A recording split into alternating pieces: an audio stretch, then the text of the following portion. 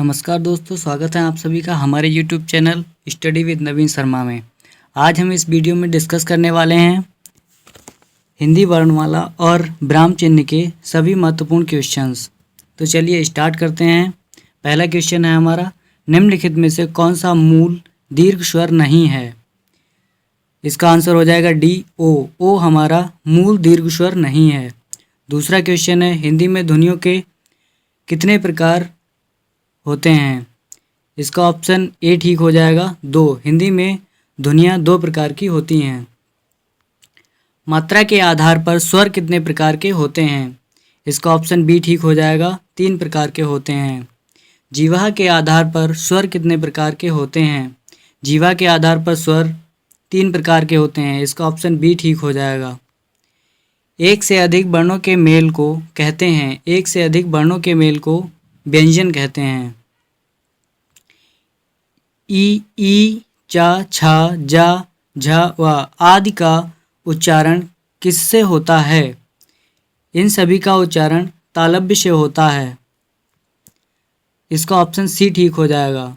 जिनका उच्चारण स्वतंत्रता से होता है, जो व्यंजन के उच्चारण में सहायक होते हैं, उसे कहते हैं।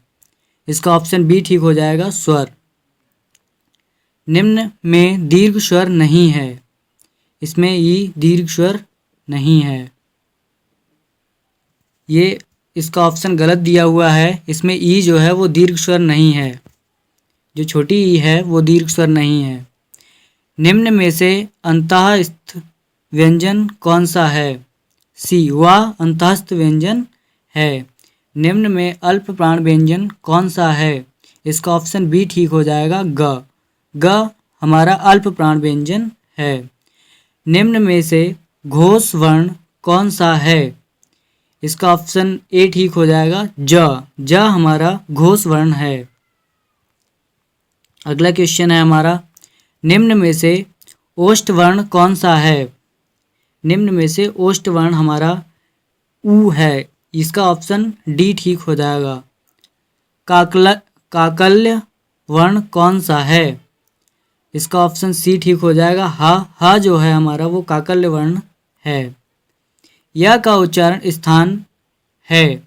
यह का उच्चारण स्थान तालु है। इसका ऑप्शन डी ठीक हो जाएगा। र का विवरण है। इसका ऑप्शन ए ठीक हो जाएगा। वतस, लुंठित, सघोष, अल्प प्राण व्यंजन। अंतस्थ और ऊष्म वर्ण कितने हैं? अंतस्थ और ऊष्म वर्ण 8 होते हैं। इसका ऑप्शन बी ठीक हो जाएगा। दृग का वर्ण विच्छेद है। दृग का वर्ण विच्छेद द, ऋ, ग, अ ये हो जाएगा। ऑप्शन ए ठीक। सघोष वर्ण कौन सा है? इसका ऑप्शन सी ठीक हो जाएगा। बा जो है वो हमारा सघोष वर्ण है। ऊष्म व्यंजन कौन सा है? ह जो है ये हमारा ऊष्म व्यंजन है। उद्यान का शुद्ध वर्ण विच्छेद है। उद्यान का शुद्ध वर्ण विच्छेद ऑप्शन सी हो जाएगा। निम्नलिखित में से कौन ट वर्ग में नहीं है? निम्न में से कौन ट वर्ग में नहीं है? ये तो हम सभी जानते हैं कि ध जो है वो ट वर्ग में नहीं आता है, इसीलिए इसका ऑप्शन सी ठीक हो जाएगा। हिंदी भाषा की कुल वर्ण लिपियाँ हैं। हिंदी भाषा की कुल 52 वर्ण लिपियाँ हैं। अगला क्वेश्चन देखते हैं, जिनकी ध्वनि केवल मुख से निकलती है वे हैं। इसका ऑप्शन डी ठीक हो जाएगा, निर्नुनासिक स्वर। अर्धविवृत स्वर हैं। इसका ऑप्शन बी ठीक हो जाएगा, ए जो है वो अर्धविवृत स्वर है। सभी स्पर्श व्यंजन कौन से वर्ग में हैं? ये ऑप्शन सी ठीक हो जाएगा, क, च, प, द ये सभी स्पर्श व्यंजन हैं। सभी महाप्राण वर्णों वाला वर्ग है। इसका ऑप्शन ए ठीक हो जाएगा, ख, छ, ठ ये सभी महाप्राण वर्ण हैं। जब एक ही ध्वनि का द्वित्व हो जाए तब वह क्या कहलाता है? इसका ऑप्शन बी ठीक हो जाएगा, युग्मक ध्वनियाँ। वह व्यंजन है इसका ऑप्शन बी ठीक हो जाएगा, ये अंतस्थ व्यंजन है। निम्नलिखित भाषा में मूल ध्वनियों के लिए जो चिन्ह मान लिए गए हैं तथा जिस रूप में ये लिखे जाते हैं उसे कहते हैं, इसका ऑप्शन बी ठीक हो जाएगा, उसे लिपि कहते हैं। प फ व भ म व्यंजन होते हैं वी, इसका ऑप्शन बी ठीक हो जाएगा, ओष्ठ, ये सभी ओष्ठ व्यंजन होते हैं। दो व्यंजन जब एक साथ मिलते हैं जो क्या कहलाते हैं? दो व्यंजन जब एक साथ मिलते हैं तो वह संयुक्त व्यंजन कहलाते हैं। वर्ण तालिका के अनुसार ह्रस्व, दीर्घ और लुप्त क्या हैं? यह स्वर होते हैं, इसका ऑप्शन ए ठीक हो जाएगा। स्पर्श व्यंजन कंठ ध्वनि, अघोष और महाप्राण ध्वनि हैं, इसका ऑप्शन सी ठीक हो जाएगा। ख जो है वह स्पर्श व्यंजन कंठ ध्वनि, अघोष और महाप्राण ध्वनि है। दंत्योष्ठ ध्वनि कौन सी है? इसका ऑप्शन ए ठीक हो जाएगा, वह जो है वह दंतोष्ठ ध्वनि है। अगला क्वेश्चन देख लेते हैं। हिंदी वर्णमाला में ऊष्म व्यंजन कौन से हैं? इसका ऑप्शन ए ठीक हो जाएगा, स, स, स, ह, ये सभी ऊष्म व्यंजन हैं। हिंदी के जिन वर्णों का उच्चारण करते समय केवल श्वास का प्रयोग किया जाए उन वर्णों को कहते हैं, उनको अघोष कहते हैं। जिन वर्णों में सिर्फ श्वास का प्रयोग किया जाता है उन्हें अघोष कहते हैं। या, र, ला, व व्यंजनों को कहते हैं, इसका ऑप्शन बी ठीक हो जाएगा, अंतस्थ व्यंजन। निम्नलिखित में से पार्श्विक ध्वनि कौन सी है? इसका ऑप्शन बी ठीक हो जाएगा, ल। ल जो है वो पार्श्विक ध्वनि है। निम्नलिखित में से कौन सा अंतस्थ व्यंजन है? इसका ऑप्शन ए ठीक हो जाएगा, ल। निम्नलिखित में से कौन सा स्वर कंठ तालव्य है? इसका ऑप्शन डी ठीक हो जाएगा, ए जो है वो कंठ तालव्य है। टा वर्ग उच्चारण की दृष्टि से किस प्रकार की ध्वनि है? टा वर्ग उच्चारण की दृष्टि से किस प्रकार की ध्वनि है? इसका ऑप्शन सी ठीक हो जाएगा, मूर्धन्य। टा वर्ग उच्चारण की दृष्टि से मूर्धन्य है। निम्नलिखित में से कौन सा दीर्घ स्वर है? दीर्घ स्वर है, यहाँ पे होगा कौन सा दीर्घ स्वर नहीं है। इसमें ऊ जो है वह दीर्घ स्वर नहीं है, बाकी के ये सभी दीर्घ स्वर हैं। अनुस्वार किसका कार्य करता है? इसका ऑप्शन सी ठीक हो जाएगा, पंचम वर्ण का कार्य करता है। निम्नलिखित में से कौन सा संयुक्त स्वर नहीं है? इसका ऑप्शन सी ठीक हो जाएगा, ऊ, बड़ा ऊ जो है वो संयुक्त स्वर नहीं है। निम्नलिखित में से कौन सा वर्ण दंत नहीं है? इसका ऑप्शन डी ठीक हो जाएगा, यह जो है हमारा वह दंत वर्ण नहीं है। हिंदी स्वरों का वर्गीकरण जब जीव के भाग के आधार पर किया जाता है तो निम्नलिखित में कौन सा भेद इसके अंतर्गत नहीं आएगा? इसका ऑप्शन डी ठीक हो जाएगा, विवृत स्वर। अगला क्वेश्चन है हमारा, निम्नलिखित में से कंठ ध्वनियाँ कौन सी हैं? इसमें इसका ऑप्शन ए ठीक हो जाएगा, क और ख ये हमारी कंठ ध्वनियाँ हैं। निम्नलिखित में से उच्चारण स्थान के आधार पर मूर्धन्य व्यंजन बताइए। उच्चारण स्थान के आधार पर मूर्धन्य व्यंजन इसमें ड और ढ हो जाएंगे, ऑप्शन सी ठीक हो जाएगा। निम्नलिखित में से अल्प प्राण वर्ण कौन से हैं? इसका ऑप्शन ए और बी दोनों ठीक हो जाएंगे। आ, क, ग ये अल्प प्राण वर्ण हैं। निम्नलिखित शब्दों में से नवीन विकसित ध्वनियाँ कौन सी हैं? इसका ऑप्शन ए ठीक हो जाएगा, ख और ग ये नवीन विकसित ध्वनियाँ हैं। निम्नलिखित में से कौन सा घोष वर्ण है?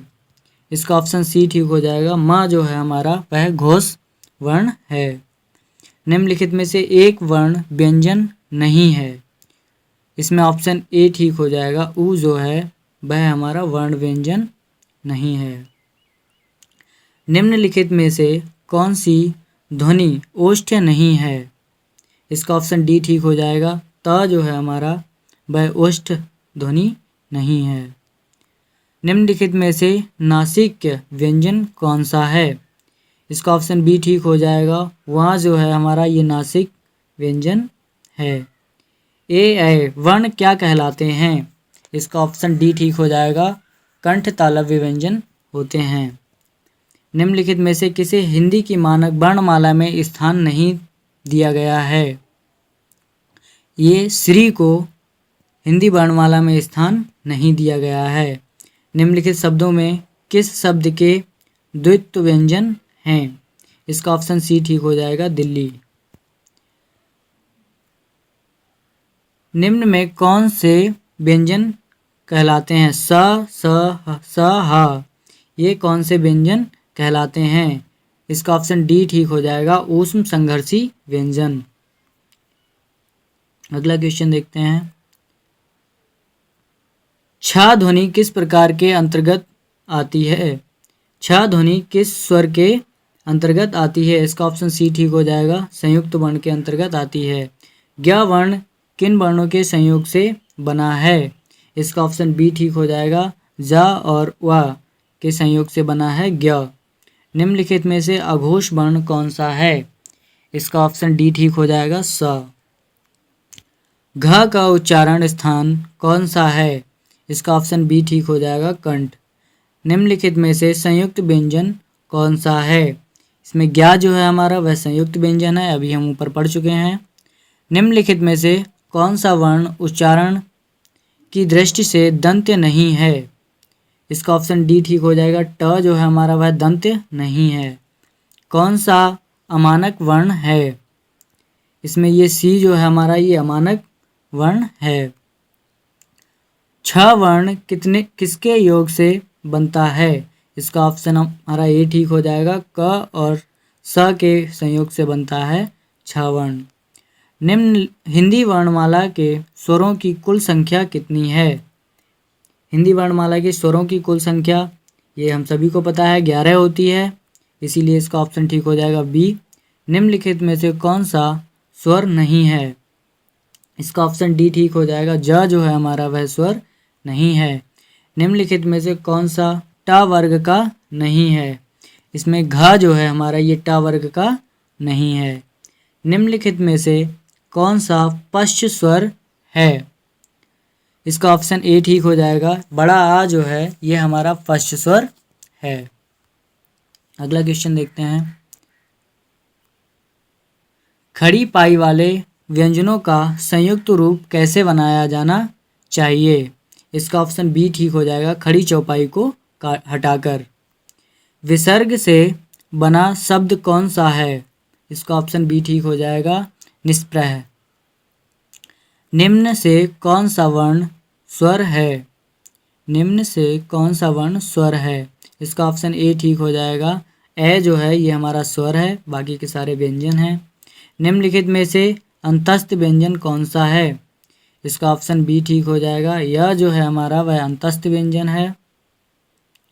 इनमें से ओ को उच्चारण स्थल कौन सा है?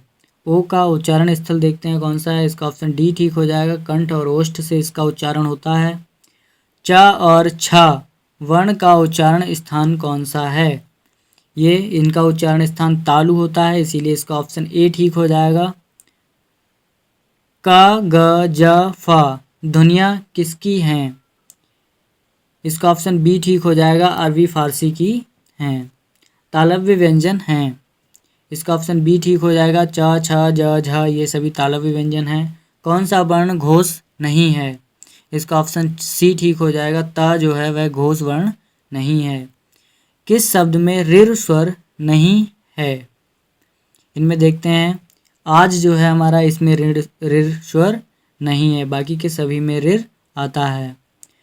किन ध्वनियों का अनुस्वार कहा जाता है? किन ध्वनियों को अनुस्वार कहा जाता है? इसका ऑप्शन ए ठीक हो जाएगा, स्वर के बाद में आने वाली नासिक ध्वनियाँ अनुस्वार ध्वनियाँ कहलाती हैं। अगला क्वेश्चन देखते हैं। ओ और औ किस प्रकार के वर्ण हैं? इसका ऑप्शन डी ठीक हो जाएगा। कंठोष्ठ ये वर्ण हैं। हिंदी वर्णमाला में वर्ण हैं, ये हम सभी को पता है कि 52 वर्ण होते हैं, इसीलिए इसका ऑप्शन बी ठीक हो जाएगा। हिंदी भाषा में मूलतः वर्णों की संख्या कितनी मानी गई है? हिंदी भाषा में मूलतः वर्णों की संख्या 52 मानी गई है। स्वर ध्वनि के प्रकार हैं, इसका ऑप्शन डी ठीक हो जाएगा। उपर्युक्त तीनों। आधुनिक व्याकरण की दृष्टि से बा वर्ण का वैशिष्ट्य है, इसका ऑप्शन बी ठीक हो जाएगा। निम्न में अर्धस्वर कहलाता है, इसका ऑप्शन ए ठीक हो जाएगा। ए यह जो है हमारा ये अर्धस्वर है। महाप्राण ध्वनियाँ व्यंजन वर्ण में किससे संबंधित हैं? इसका ऑप्शन सी ठीक हो जाएगा, दूसरा और चौथा। भाषा की सार्थक लघुत्तम इकाई है, भाषा की सार्थक लघुत्तम इकाई, इसका ऑप्शन सी ठीक हो जाएगा, ध्वनि होती है। इनमें से कौन सा व्यंजन अल्प प्राण है? इसका ऑप्शन सी ठीक हो जाएगा। च जो है हमारा ये अल्प प्राण व्यंजन है। इनमें से कौन सा वर्ण स्पर्श व्यंजन नहीं है? इसमें या जो है हमारा वह स्पर्श व्यंजन नहीं है, इसीलिए इसका ऑप्शन डी ठीक हो जाएगा। निम्नलिखित में से कंठ ध्वनियाँ कौन सी हैं? इसमें का और खा जो है हमारा ये कंठ ध्वनियाँ हैं, इसका ऑप्शन ए ठीक हो जाएगा। वर्णमाला किसे कहेंगे? इसका ऑप्शन डी ठीक हो जाएगा। वर्णों के व्यवस्थित समूह को वर्णमाला कहते हैं। अगला क्वेश्चन देखते हैं। हिंदी की स ध्वनि है, इसका ऑप्शन बी ठीक हो जाएगा। तालव्य। कौन सा वर्ण ओष्ठ नहीं है? इसका ऑप्शन डी ठीक हो जाएगा। बड़ा आ जो है हमारा वह ओष्ठ व्यंजन नहीं है। अल्प प्राण ध्वनियों का समूह कौन है? अल्प प्राण ध्वनियों का समूह कौन है? इसका ऑप्शन बी ठीक हो जाएगा। च ज व ये सभी अल्प प्राण ध्वनियाँ हैं। वर्ण शब्द का अर्थ नहीं होता है, इसका ऑप्शन बी ठीक हो जाएगा। आकाश जो है ये वर्ण शब्द का अर्थ नहीं होता है, बाकी के रंग, अक्षर, जाति ये सभी वर्ण के अर्थ होते हैं।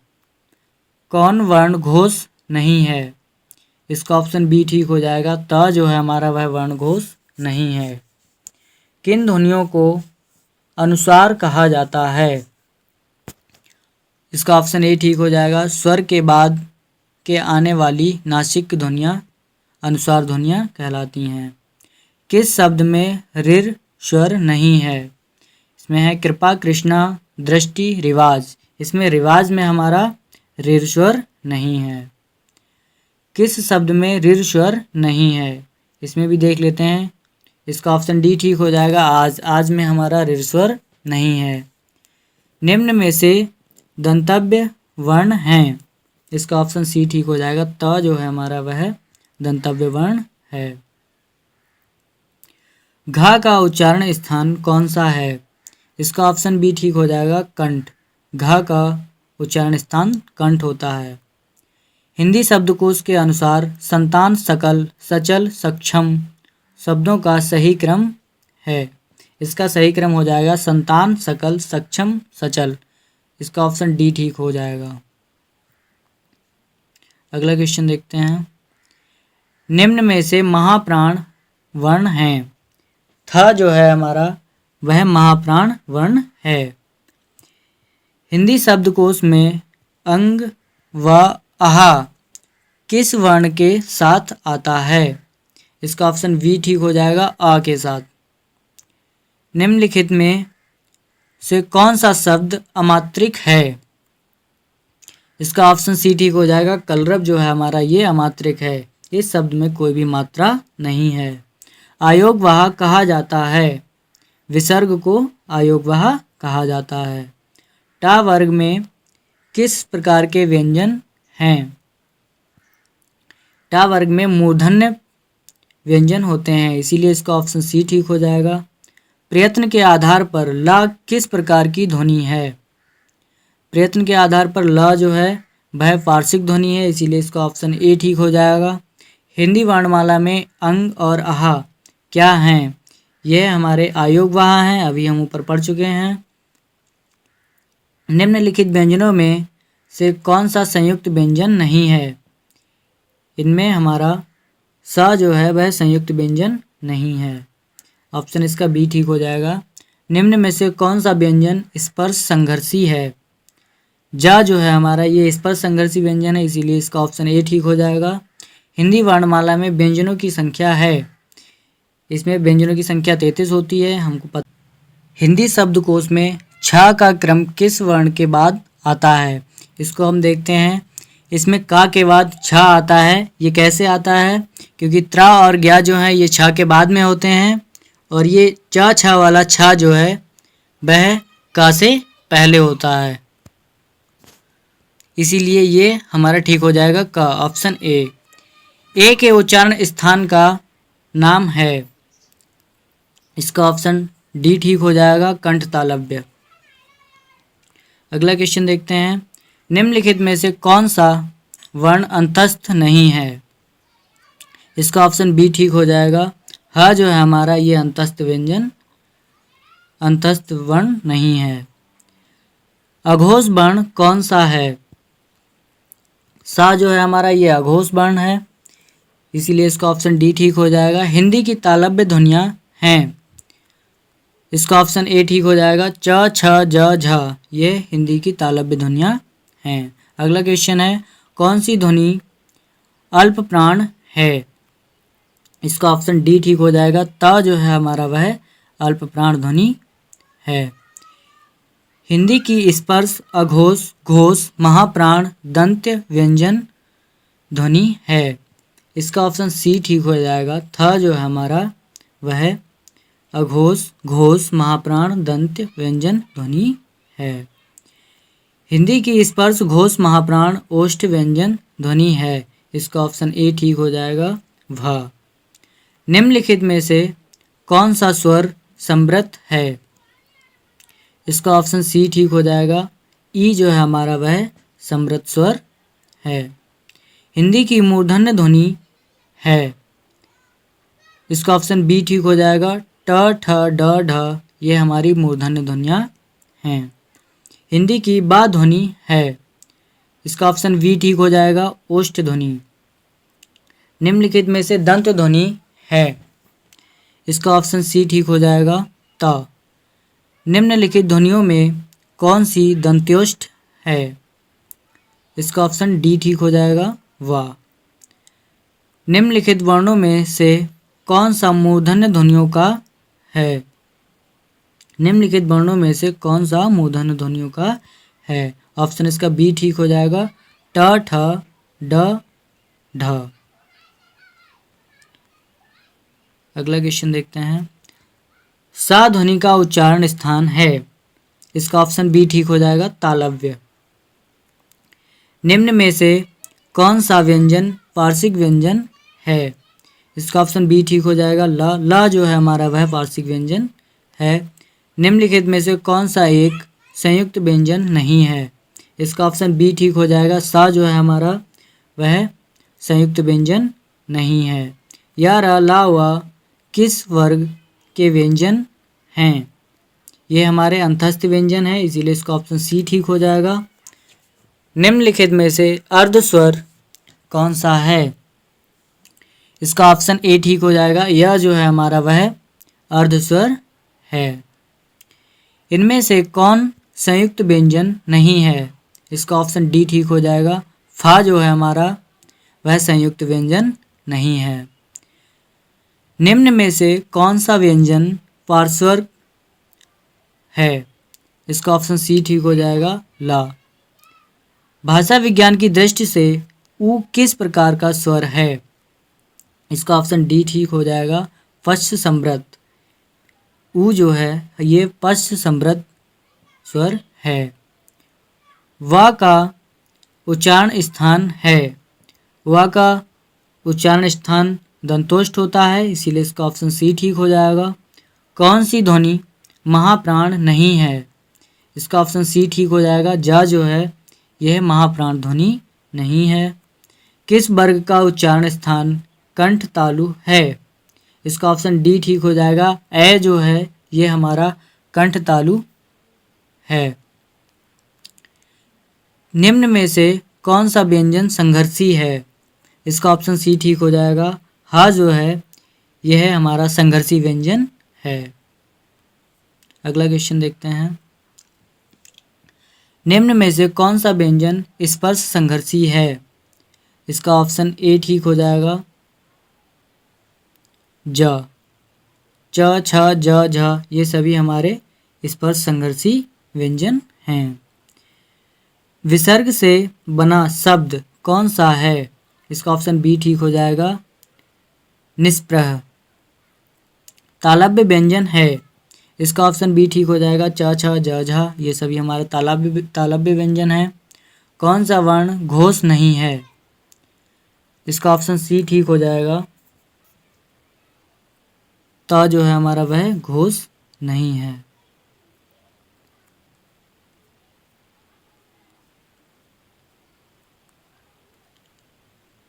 अब हम लोग देखते हैं ब्राह्म को। हिंदी पद उपवाक्य आदि की विशेषता दिखाने के लिए शब्द के नीचे एक रेखा खींचते हैं, उसे कहते हैं। इसका ऑप्शन बी ठीक हो जाएगा। अधोरेखा चिन्ह। मुझे बाहर जाना है, रेखांकित चिन्ह को पहचानिए। इसका ऑप्शन ए ठीक हो जाएगा। पूर्ण विराम। इसमें मुझे बाहर जाना है इसके बाद पूर्ण विराम आएगा। प्रश्न चिन्ह कौन सा है? इसका ऑप्शन बी ठीक हो जाएगा। निम्नलिखित में से निर्देशक चिन्ह कौन सा है? इसका ऑप्शन डी ठीक हो जाएगा। ये जो है डैश ये हमारा निर्देशक चिन्ह है। अल्प विराम का चिन्ह है। इसका ऑप्शन बी ठीक हो जाएगा। कामा जो है हमारा वह अल्प विराम होता है। निम्नलिखित चिन्हों में से पूर्ण विराम को पहचानिए। इसका ऑप्शन ए ठीक हो जाएगा। एक्स एक्स एक्स रेखांकित चिन्ह कौन सा है? इसका ऑप्शन ए ठीक हो जाएगा। लोप सूचक चिन्ह। संज्ञा की द्विरुक्ति हो तो उनके बीच कौन सा चिन्ह रहता है? इसका ऑप्शन बी ठीक हो जाएगा। योजक। अगला क्वेश्चन देखते हैं। किस वाक्य में ब्राह्म चिन्ह का उचित प्रयोग नहीं है? इसमें देख लेते हैं। सी ऑप्शन जो है हमारा सुनो सुनो वह गा रही है। इसमें उचित चिन्हों का उचित प्रयोग नहीं किया गया है। निम्न में से कौन ब्राह्म चिन्ह का प्रकार नहीं है? इसका ऑप्शन सी ठीक हो जाएगा। उपदेशक हमारा ब्राह्म चिन्ह का प्रकार नहीं है। जहाँ वाक्य की गति अंतिम रूप से लें, विचार के तार टूट जाएं, वहाँ किस चिन्ह का प्रयोग किया जाता है? इसका ऑप्शन डी ठीक हो जाएगा। पूर्ण विराम। कोष्ठांकित ब्राह्म चिन्ह का नाम क्या है? इसका ऑप्शन बी ठीक हो जाएगा। अर्धविराम। ब्राह्म चिन्ह प्रयुक्त होता है। ये जो ब्राह्म चिन्ह दिया हुआ है ये कहाँ प्रयोग होता है? इसका ऑप्शन बी ठीक हो जाएगा। तुल्यता सूचक। जहाँ हमारा इक्वल होता है वहीं इसका प्रयोग होता है। ब्राह्म चिन्ह प्रयुक्त होता है। इसका ऑप्शन डी ठीक हो जाएगा। संयोजक चिन्ह। ब्राह्म का अर्थ है। इसका ऑप्शन बी ठीक हो जाएगा। ठहरना या रुकना। श्री कामता प्रसाद गुरु जी के अनुसार ब्राह्म चिन्हों को किस भाषा से लिया हुआ माना जाता है? इसका ऑप्शन बी ठीक हो जाएगा। अंग्रेजी भाषा से। श्री कामता प्रसाद गुरु जी के अनुसार अंग्रेजी भाषा से ब्राह्म चिन्ह को लिया हुआ माना जाता है। श्री कामता प्रसाद जी के अनुसार ब्राह्म चिन्हों की संख्या कितनी है? इसका ऑप्शन ए ठीक हो जाएगा। 20। इसका ऑप्शन ए ठीक हो जाएगा 20। अल्प ब्राह्म चिन्ह को पहचानिए। इसमें ऑप्शन ए ठीक हो जाएगा। कॉमा जो हमारा वह अल्प ब्राह्म चिन्ह होता है। अगला क्वेश्चन देखते हैं। आशीष, राहुल, राजा, शुक्ल और वैभव अपने कार्य में संलग्न हैं। इस वाक्य में उचित ब्राह्म चिन्ह है। इसका ऑप्शन ए ठीक हो जाएगा। आशीष के बाद कॉमा लगेगा, राहुल के बाद कॉमा लगेगा, तो इसका ऑप्शन ए ठीक हो जाएगा। आनंद घर आया, थोड़ी देर रुका और चला गया, इस वाक्य में उचित विराम होगा। इसमें भी कॉमा लगेगा। इसको देख लेते हैं। जहाँ दो से अधिक वाक्यांश आए पर उनके बीच संयोजक ना हो तो अल्प विराम चिन्ह का प्रयोग होता है। जैसे आनंद घर आया, फिर हम कॉमा लगाएंगे, अल्प विराम, थोड़ी देर रुका और चला गया। अगला क्वेश्चन देखते हैं। मैं कृष्ण के घर पहुंचा परंतु वह नहीं मिला, इस वाक्य में कौन सा विराम चिन्ह लगेगा? इसका ऑप्शन सी ठीक हो जाएगा, इसमें कॉमा लगेगा। देख लेते हैं इसको।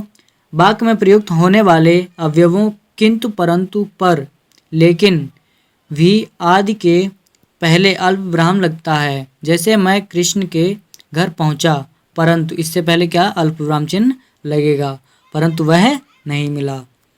अगला क्वेश्चन देखते हैं। समान अधिकरण शब्दों के मध्य में किस विराम चिन्ह का प्रयोग होता है? इसका ऑप्शन बी ठीक हो जाएगा, कॉमा। देख लेते हैं कैसे। जैसे देश के प्रधानमंत्री श्री नरेंद्र मोदी गणतंत्र दिवस के अवसर पर देश को बधाई दी, प्रधानमंत्री जी हैं, इनके बाद में कॉमा लगा। वाक्य में जब एक ही प्रकार की कई संज्ञाएं आएं तो उनके बीच किस प्रकार का विराम चिन्ह लगता है? इसका ऑप्शन बी ठीक हो जाएगा, कॉमा, अल्प विराम। छंदों के एक चरण की समाप्ति पर किस विराम चिन्ह का प्रयोग होता है? इसमें भी अल्प विराम का प्रयोग होता है। अगला क्वेश्चन देखें। रामू जो बड़ा अच्छा खिलाड़ी है, कल उसकी टांग टूट गई, वाक्य में उचित विराम का प्रयोग करें। इसका ऑप्शन ए ठीक हो जाएगा, कॉमा का प्रयोग होगा। देखते हैं कैसे। उपवाक्यों के पूर्व और पश्चात भी अल्प विराम लगता है। रामू जो बड़ा अच्छा खिलाड़ी है, कॉमा, कल उसकी टांग टूट गई। अगला क्वेश्चन देखते हैं। जाना है तो जल्दी जाओ, वाक्य में उचित विराम चिन्ह का प्रयोग करें। इसका ऑप्शन देख लेते हैं। ए ठीक हो जाएगा। कैसे? जाना है, कॉमा, तो जल्दी जाओ। ऐसे वाक्य खंडों के बाद भी अल्प विराम लगता है। इसके बाद लगने वाले तो, तब, वह आदि का लोप हो जाता है। अगला क्वेश्चन देखते हैं। माँ मेरा कल्याण करो, वाक्य में उचित विराम का प्रयोग करें। इसमें भी हमारा कॉमा लगेगा। ऑप्शन इसका ए ठीक हो जाएगा, माँ, कॉमा, मेरा कल्याण करो। ऐसे वाक्यों में हाँ, नहीं, अच्छा तथा संबोधन कारक के बाद अल्प विराम लगता है। जब वाक्य में एक समान अधिकरण का प्रयोग होता है तो किस विराम चिन्ह का प्रयोग होता है? इसका ऑप्शन बी ठीक हो जाएगा, अर्धविराम। मिश्रित तथा संयुक्त वाक्यों में विरोध का भाव प्रकट करने के लिए किस विराम चिन्ह का प्रयोग किया जाता है? इसका ऑप्शन ए ठीक हो जाएगा, अर्धविराम। अगला क्वेश्चन है। करणवाचक क्रिया विशेषण में किस प्रकार का विराम चिन्ह का प्रयोग होता है? इसका ऑप्शन डी ठीक हो जाएगा, अर्धविराम। पूर्ण विराम का प्रयोग किया जाता है। पूर्ण विराम का प्रयोग कहाँ किया जाता है? ये वाक्यों के अंत में किया जाता है। इसका ऑप्शन वी ठीक हो जाएगा। किस वाक्य में पूर्ण विराम चिन्ह का प्रयोग नहीं किया गया है? इन वाक्यों में देखते हैं किसमें पूर्ण विराम चिन्ह का प्रयोग नहीं किया गया है। इसका ऑप्शन डी ठीक हो जाएगा, छंदों के एक चरण की समाप्ति पर।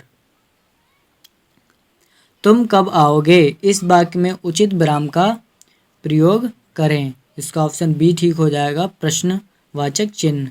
तुम कब आओगे, इसमें प्रश्नवाचक चिन्ह लगेगा। आहा, तुम्हें पाकर कितना आनंद आ रहा है, वाक्य में उचित विराम चिन्ह का प्रयोग करें। इसका ऑप्शन बी ठीक हो जाएगा, विस्मयादि बोधक चिन्ह। अगला क्वेश्चन देखते हैं। कबीर वाणी के डिक्टेटर थे, इस वाक्य में किस विराम चिन्ह का प्रयोग हुआ है? इसका ऑप्शन ए ठीक हो जाएगा, उद्धरण चिन्ह।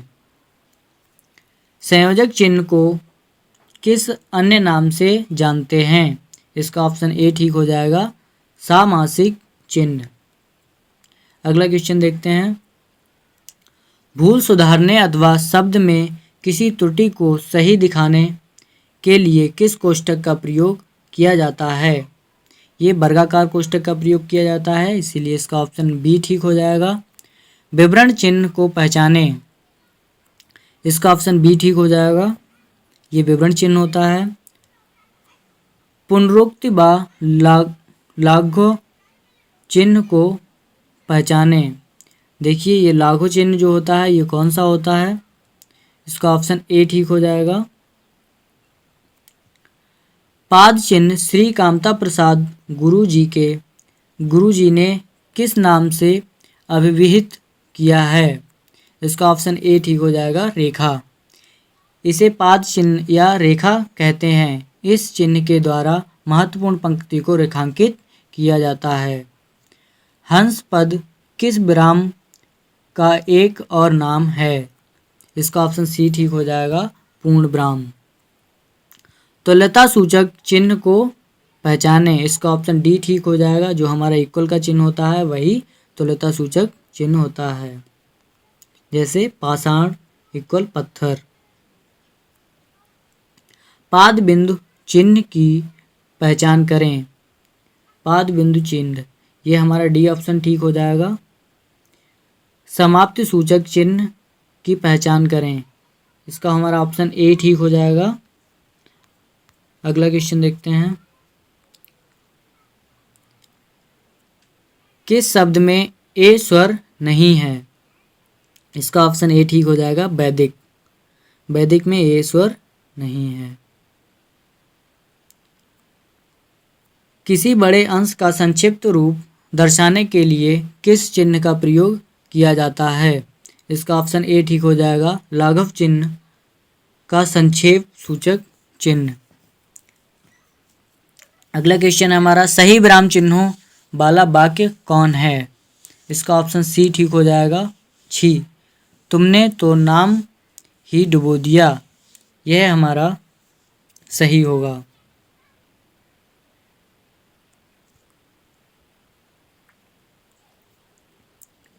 अगला क्वेश्चन देखते हैं।